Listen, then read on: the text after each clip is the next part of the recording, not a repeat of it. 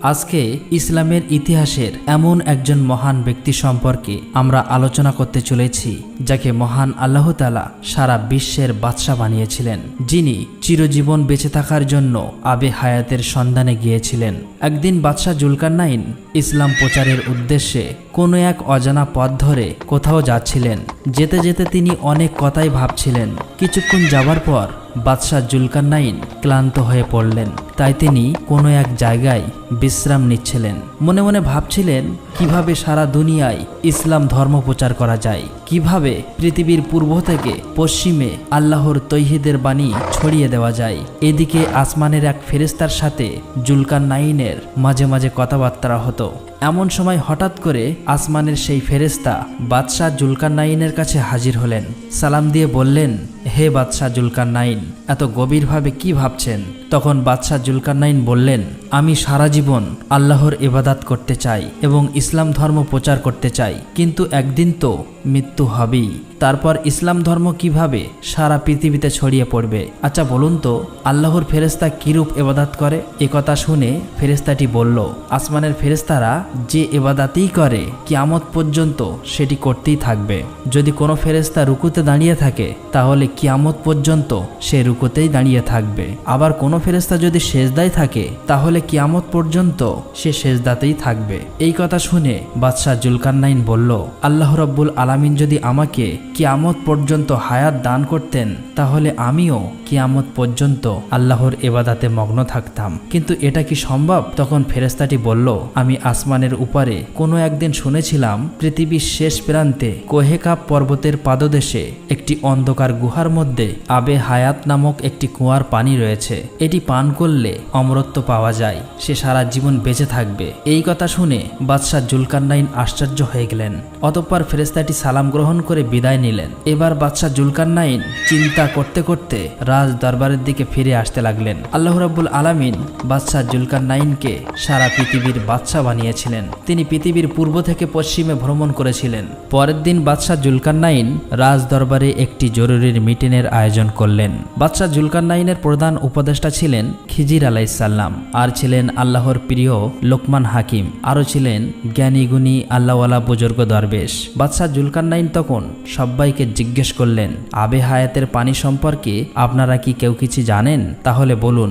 উপস্থিত বিশিষ্ট ব্যক্তিদের মধ্য থেকে একজন বিশেষজ্ঞ বললেন, হুজুর, আমি হযরত আদম আলাইহিস সালামের এক নসিহতনামা পাঠ করে দেখলাম। তিনি বলেন, আল্লাহ তাআলা এই পৃথিবীতে আবে হায়াত নামক এক সুস্বাদু সাদা তরল পদার্থ প্রেরণ করেছেন, যা মানুষ একবার খেতে পারলে কিয়ামত পর্যন্ত তার আর মৃত্যু হবে না। তবে আবে হায়াতের অন্ধকারের গভীরতা অনেক, সেখানে যেতে হলে দামি কোনো মণিমুক্তা পাথর নিয়ে যেতে হবে, নয়তো পথ হারানোর সম্ভাবনা আছে। অপরদিকে থাকা অন্য একজন বলল, আমিও শুনেছি আবে হায়াতের পানি দুধের চেয়েও সাদা, মধুর চেয়েও মিষ্টি। এই পানি পান করলে কিয়ামত পর্যন্ত বেঁচে থাকা যাবে। এটি পৃথিবীর শেষ প্রান্তে কোহেকাব পর্বতের পাদদেশে অবস্থিত। তখন বাদশাহ জুলকারনাইন বলল, আমার রাজত্বের ক্ষমতা ও দায়িত্ব আপনাদের কাছে দিয়ে আমি আবে হায়াতের সন্ধানে যেতে চাই। অতঃপর বাদশাহ জুলকারনাইন একজন দায়িত্বশীল ব্যক্তির নিকট রাজ্য পরিচালনার দায়িত্ব দিয়ে 12 বছরের জন্য আবে হায়াতের সন্ধানে বেরিয়ে পড়ার প্রস্তুতি নেন। হযরত খিজির আলাইহিস সালামকে কাফেলার প্রধান নিযুক্ত করেন। অন্ধকার দেশে আলোর প্রয়োজন, তাই বাদশাহ জুলকারনাইন রাজকোষ থেকে 2টি উজ্জ্বল মানিক নিয়ে একটি খিজির আলাইহিস সালামকে দিয়ে দিলেন এবং আরেকটি নিজে রেখে দিলেন। অতঃপর খিজির আলাইহিস সালাম তার সৈন্যসহ প্রয়োজনীয় খাবার নিয়ে আবে হায়াতের সন্ধানে বেরিয়ে পড়লেন। বাদশাহ জুলকারনাইন প্রথমে পৃথিবীর পূর্ব প্রান্তের দিকে যাত্রা করলেন। যেতে যেতে তারা অনেক ধরনের আজব এবং নতুন অনেক প্রাণী দেখতে পেলেন। তখন জুলকারনাইন সেখানে থামলো এবং সৈন্যদের জিজ্ঞেস করলেন, আপনারা কি বলতে পারবেন এটা কোন প্রাণী? সৈন্যরা বলল, হুজুর, এই ধরনের প্রাণী সম্পর্কে আমাদের পূর্বে কোনো ধারণা ছিল না, অতএব এটিও আল্লাহ রাব্বুল আলামিনের সৃষ্টির এক প্রাণী। যেতে যেতে তারা যখন এক নদীর তীরে অবস্থিত হলেন, সেখানে উপস্থিত হয়ে তারা দেখলেন নদীতে এক ধরনের মানুষ বসবাস করছে, যাদের সম্মুখ মানুষের ন্যায়, আবার পিছন মাছের ন্যায়। এমনকি তারা নদীর নিচেও বসবাস করে। তারা কখনো কথা বলে না এবং মানুষের সাথে চলাফেরা করে না। এটি দেখে জুলকারনাইন সৈন্যদের বললেন, আপনারা কি এই ধরনের মানুষ্য জাতি পূর্বে কোনোদিন দেখেছেন? তখন সৈন্যরা বলল, হুজুর, দেখা তো দূরের কথা, এমন মানুষ্য জাতির কথা আমরা পূর্বে কোনোদিনও শুনিনি। এবার জুলকারনাইন বলল, যাও তাদের দুজনকে ধরে আনো। সৈন্যরা বলল, হুজুর, তাদের ধরে কি করব? জুলকারনাইন বলল, পরীক্ষা করে দেখা হবে আসলে তারা সত্যি কি মানুষ না অন্য কোনো প্রাণী। জুলকারনাইনের কথা মতো সৈন্যরা তাদের কাছে গেল, কিন্তু তারা কোনো প্রতিবাদ করল না, চুপচাপ ওখানেই বসেছিল। এবার সৈন্যরা তাদের দুজনকে ধরে আনলো। তারপর অনেক পরীক্ষা নিরীক্ষা করার পর দেখলো তারা আসলে মানুষের কোনো গুণাবলী নয়, আসলেই এরা একটি মৎস্য জাতি। তাই তাদের কিছু না বলেই পুনরায় নদীতে ছেড়ে দিলেন। অতঃপর সময় বিলম্ব না করে জুলকারনাইন ও তার সৈন্যরা সামনে এগোতে লাগলো। কিছু দূর পর একটি স্থানে প্রবেশ করলো। সেখানে গিয়ে তারা একটি আজব মানুষ্য জাতি দেখতে পেল। তারা পশুর ন্যায় চার পায়ে হাঁটে এবং তারা পাল বেঁধে জঙ্গলের গুহার ভিতরে বসবাস করে। জুলকারনাইন ও তার সৈন্যদের দেখে তারা এদিকে ওদিকে পালাতে লাগলো। তখন জুলকারনাইন তার সৈন্যদের বলল, এগুলো কোন ধরনের মানুষ্য জাতি? এদের নাম কি জানেন? সৈন্যরা বলল, হুজুর, জানি না। জুলকারনাইন বলল, আপনারা তো এর আগে অনেক গভীর জঙ্গল দিয়ে যাত্রা করেছেন, তখন কি এমন মানুষ্য জাতি দেখেছেন? সৈন্যরা বলল, হুজুর, এমন জাতি দেখা তো দূরের কথা, এর পূর্বে এমন মানুষ্য জাতির কথা কারো মুখে শুনিনি। তখন জুলকারনাইন বলল, যাও তাদের মধ্য হতে কোনো একজনকে ধরে আনো। সৈন্যরা বলল, হুজুর, তারা তো আমাদের দেখে ভয়ে পালাচ্ছে, তাহলে ধরে এনে কি করব? জুলকারনাইন বলল, তাদের আবারও পরীক্ষা করে দেখা হবে তারা আসলে কি মানুষ্য জাতি। অতএব সৈন্যরা যখন তাদের কাছে গেল, তারা সবাই ভয়ে ভীত হয়ে গুহার মধ্যে ঢুকে যাচ্ছে। সৈন্যরা তাদের মধ্য থেকে একজনকে ধরে আনলো এবং পরীক্ষা করে দেখলো তাদের আকৃতি মানুষের ন্যায়, কিন্তু তাদের কোনো বুদ্ধি নাই। তারা খুব ভীতু এবং অন্য কোনো জাতিকে দেখে তারা জঙ্গলের গুহার মধ্যে পালাতে ব্যস্ত হয়। অতঃপর বাদশাহ জুলকারনাইন সেখানে সময় বিলম্ব না করে সম্মুখে অগ্রসর হলেন। পুনরায় এক পথ ধরল। যেতে যেতে দুই পাহাড়ের মধ্যবর্তী স্থানে পৌঁছালো। পাহাড়ের মধ্যবর্তী স্থানে এসে এমন এক সম্প্রদায়কে দেখল যারা তার কথা কিছুই বুঝতে পারছিল না। তবে আকার ইঙ্গিতে বাদশাহ জুলকারনাইন তাদের কথা বোঝার চেষ্টা করলো এবং তারা বলল, হুজুর, আপনার মতো ন্যায় সৎ বাদশাহ আমাদের মাঝে উপস্থিত হওয়ায় আমরা গর্বিত। তারা বলল, হে জুলকারনাইন, ইয়াজুস মাজুস নামের মানুষরূপী দৈত্যের এক সম্প্রদায় এই জমিনে খুবই অশান্তি সৃষ্টি করেছে। তারা যখন বার হয় তাদের ভয়ে সবাই ঘরবাড়ি ছেড়ে অন্য জায়গায় আশ্রয় নিতে হয়। তারা সবকিছু ক্ষতি করে দেয়, এমনকি খাদ্য পশু সবকিছু খেয়ে শেষ করে দেয়। তাদের সংখ্যা এত বেশি যে তাদের সাথে আমরা যুদ্ধ করে পারি না। তাদের থেকে আমাদেরকে রক্ষা করুন। অতএব হে জুলকারনাইন, আমরা কি চাঁদা করে আপনাকে কিছু অর্থ দেব যাতে আপনি তাদের মাঝে একটি বড় প্রাচীর করে দিতে পারেন? তখন জুলকারনাইন বলল, আল্লাহ তাআলা আমাকে যে পরিমাণ অর্থ ও ক্ষমতা দিয়েছেন তাই যথেষ্ট। অতঃপর আপনারা আমাকে শ্রম দিয়ে সাহায্য করুন, আমি তোমাদের এবং ইয়াজুস মাজুজের মাঝে একটি প্রাচীর তৈরি করে দেব। অতঃপর বাদশাহ জুলকারনাইন তাদের চরিত্র এবং কার্য সম্পর্কে জানতে চাইলেন। তখন তারা বলল, কতগুলো আছে লম্বা মানুষের মতো, জিহ্বাটা বিশাল বড়, আবার কারো কারো মানুষের ন্যায় শরীর, পশুর মতো চেহারা, তাদের বিশাল লম্বা দুটি কান আছে, আবার কারো দুটি শিং আছে। তবে অনেক মনীষীগণ এবং তাফসীরকারক ইয়াজুস মাজুস সম্পর্কে এক এক বর্ণনা দিয়েছেন। অতঃপর এই কথা শোনার পর জুলকারনাইন বলল, তোমরা আমার নিকট লোহার পাত সংগ্রহ করে আনো। অতঃপর পরের দিন সৈন্যরা মাটি খুঁড়ে লোহা ও তামা সংগ্রহ করতে লাগলো। যখন উভয় পর্বতের মধ্যবর্তী স্থান লোহা দ্বারা পূরণ করা হলো, তখন জুলকারনাইন বললেন, তোমরা চুলায় আগুন ধরাও এবং লোহায় তাপ দিতে থাকো। যখন লোহা উত্তপ্ত হয়ে গলে যাবে তখন গলিত তামা নিয়ে এসে তাতে ঢেলে দেবে। এইভাবে এখানে একটি বিশাল বড় প্রাচীর নির্মাণ করা হলো। এরপর থেকে ইয়াজুস মাজুস তারা কখনোই এই পাঁচিল ভেদ করে আসতে পারেনি। তিনি এই কাজ সমাধান করার পর বললেন, এটা আমার আল্লাহর অনুগ্রহ। বাদশাহ জুলকারনাইনের এমন ক্ষমতা দেখে সেখানকার লোকেরা ইসলাম ধর্ম গ্রহণ করলেন। কিয়ামত পর্যন্ত তারা ইয়াজুস মাজুজের অত্যাচার থেকে নিরাপদ থাকবে বলে হাদিস থেকে উল্লেখ পাওয়া যায়। হযরত আলী রাদিয়াল্লাহু তাআলা আনহু হতে বর্ণিত এক হাদিসে উল্লেখ আছে, ইয়াজুস ও মাজুস এই প্রাচীর ভেদ করার জন্য প্রতিদিন ভোর থেকে তারা জিহ্বা দ্বারা এই প্রাচীর চেটে চেটে পাতলা করে ফেলে। সন্ধ্যার প্রায় কাছাকাছি কাছাকাছি সময় মনে করে বাকিটুকু কালকে চেটে শেষ করে মুক্ত পৃথিবীতে বের হয়ে যাব, এই কথা ভেবে অলসভাবে ঘুমিয়ে পড়ে। অতঃপর ভোরবেলা তারা যখন আবার ওই প্রাচীরের কাছে আসে তখন দেখে এই প্রাচীর আবারও পূর্ণ হয়ে গেছে। তবে এভাবেই প্রতিদিন তারা এই প্রাচীর চেটে পৃথিবীতে বেরিয়ে আসার চেষ্টা করছে। তবে তাদের খবর আল্লাহ রাব্বুল আলামিনই ভালো জানেন। অতঃপর তারা উত্তর দিকে রওনা হলেন। সেখানে গিয়ে তারা দেখলেন এক বিশাল প্রাচীর ঘেরা বড় এলাকা। এই প্রাচীরের ও প্রান্তে কি আছে সেটা দেখার জন্য সৈন্যদের নিয়ে জুলকারনাইন এদিক ওদিক ঘোরাঘুরি করলেন, কিন্তু কোথাও কোনো দরজা পেলেন না। অবশেষে সৈন্যের মধ্যে থেকে একজনকে ওই প্রাচীরের ওপর দিয়ে ভিতরে প্রবেশ করালেন। কথা ছিল ওই লোকটি দেয়ালের ভিতর থেকে ঘুরে এসে সেখানকার সমস্ত খবরাখবর জানাবে। কিন্তু দীর্ঘ সময় অতিক্রম হয়ে গেল। সবাই তার জন্য অপেক্ষা করছিল যে লোকটি ফিরে আসবে, কিন্তু লোকটি আর ফিরে এলো না। এবার জুলকারনাইন আরেকজনকে দেয়ালের উপরে তুলে দিল। সে যেন দেয়ালের উপর থেকে দেখে ওই প্রান্তের সমস্ত খবর দেয়। কিছুক্ষণ পর ওই লোকটিও দেয়ালের উপর থেকেই অদৃশ্য হয়ে গেল। দীর্ঘ সময় অতিক্রম করার পর সে লোকটিও ফিরে এলো না। তখন জুলকারনাইন ভাবলেন সেখানে কোনো রহস্যময় গজবী জাতির অস্তিত্ব রয়েছে, আর কোনো লোককে হারাবে না বলে জুলকারনাইন আর সামনে এগোলো না। অতঃপর সেখানে সময় বিলম্ব না করে তারা আবারও পূর্ব দিকে রওনা হলেন। এরপর কিছু দূর গিয়ে তারা দেখল একটি সুন্দর শহর।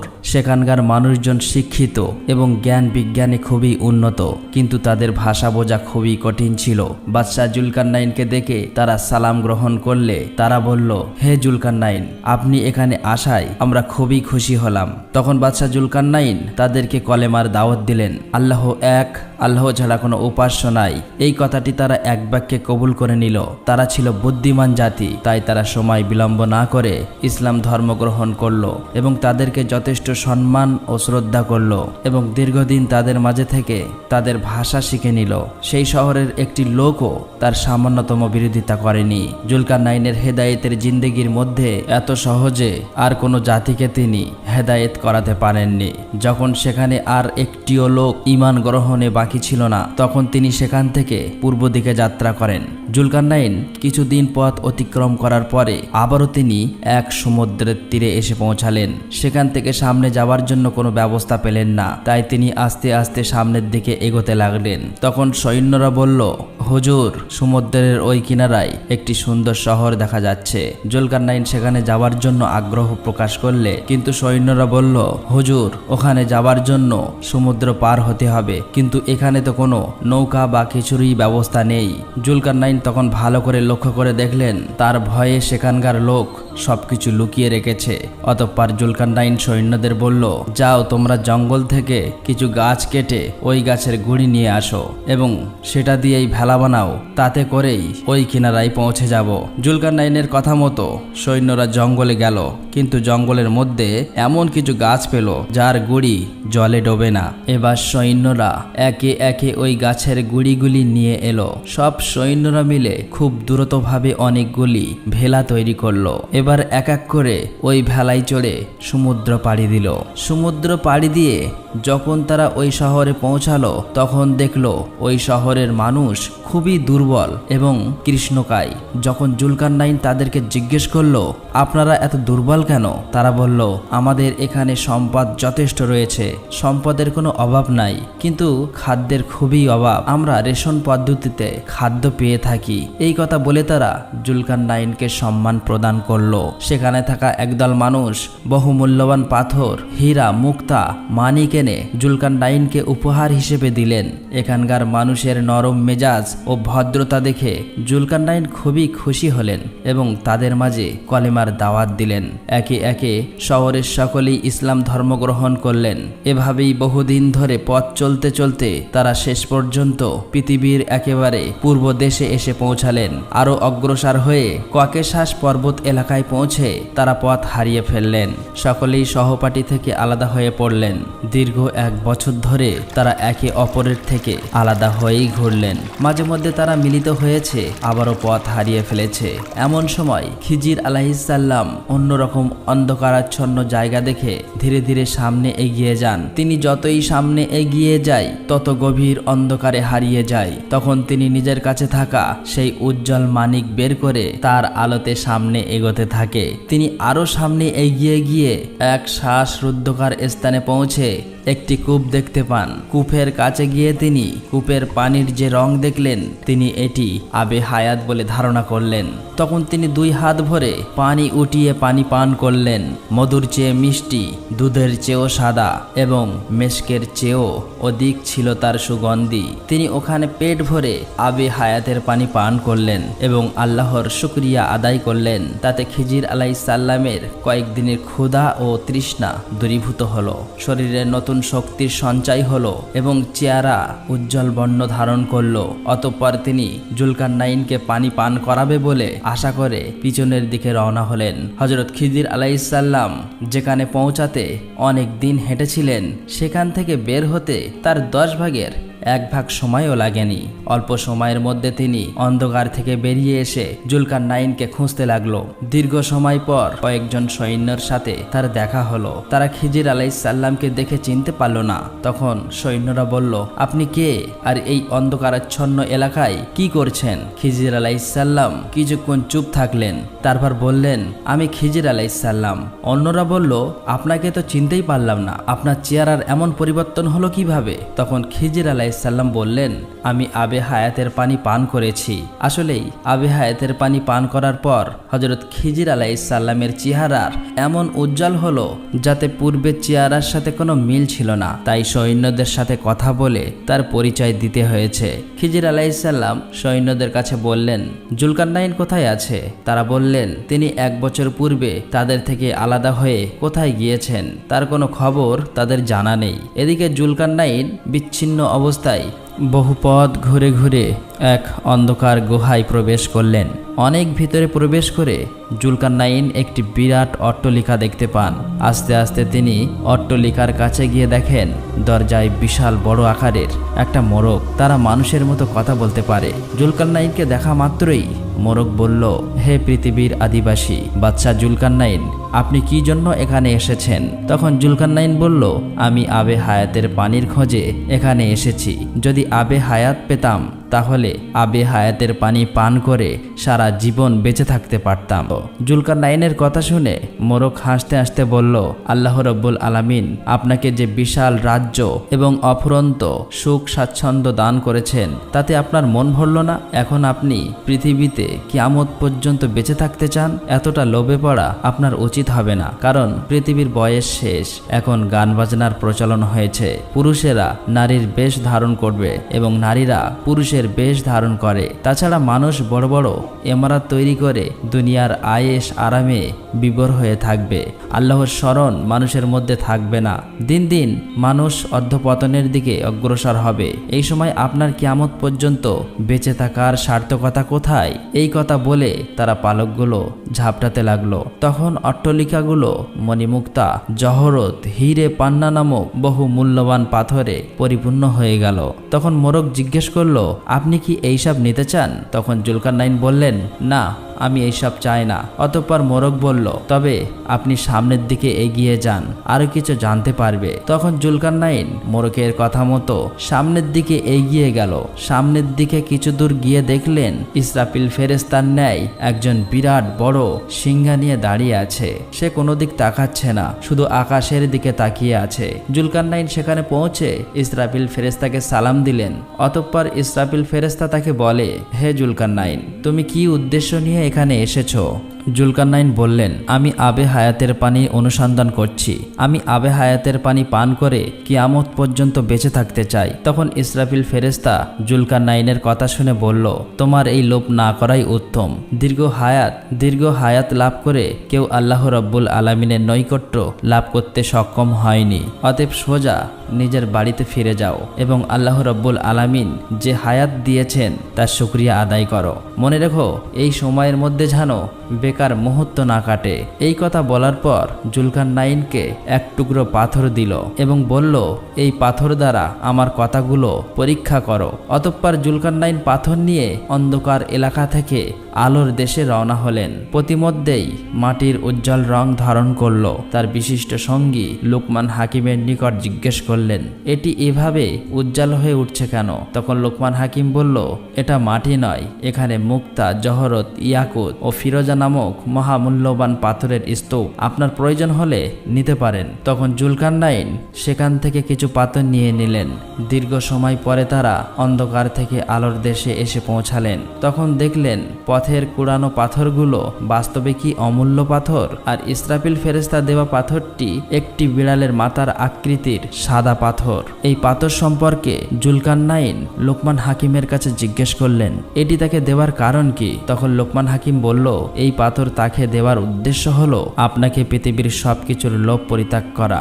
আপনি এই পাথর পাল্লায় মেপে দেখুন, পৃথিবীর কোনো কিছুর ওজন পাবেন না, একমাত্র পাল্লায় মাটি ভর্তি করলে তার ওজনটা সঠিক পাবেন। এর অর্থ হলো পৃথিবীর সবকিছুর মূল্য বাস্তবতা বেকার এবং একমাত্র মাটির বাস্তবতাই সঠিক। অতএব মানুষের মাটির শরীর একদিন মাটিতেই মিশে যাবে। অট্টালিকা, প্রাসাদ, টাকা পয়সা, খাট, পলঙ্ক, ধন দৌলত কোনো কিছুই সঠিক নয়। অতএব সেই মাটিতেই চিরদিন থাকার জন্য প্রত্যেককে প্রস্তুত হওয়া প্রয়োজন।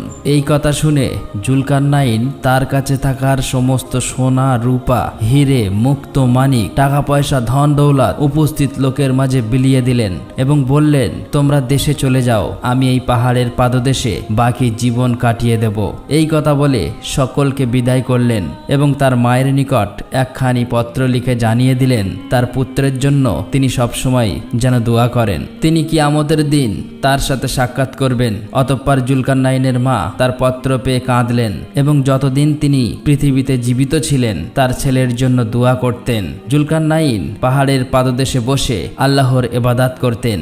এভাবে বেশ কয়েক বছর অতিবাহিত হবার পরে তিনি সেখানেই ইন্তেকাল করেন। অতএব প্রিয় দর্শক, আমাদের সকলকে একদিন মৃত্যুর স্বাদ গ্রহণ করতেই হবে। তাই দুনিয়ার সব সুখ স্বাচ্ছন্দ্য সবকিছুই আসলে বেকার। আমরা সকলে সমস্ত খারাপ কাজ বর্জন করে সহজ সরল রাস্তায় চালিত হই এবং মৃত্যুর সময় আমরা সকলেই যেন কলেমা পড়তে পড়তে মৃত্যুবরণ করতে পারি। মহান আল্লাহ তাআলা যেন আমাদের সকলকে এই তৌফিক দান করুক। আমিন।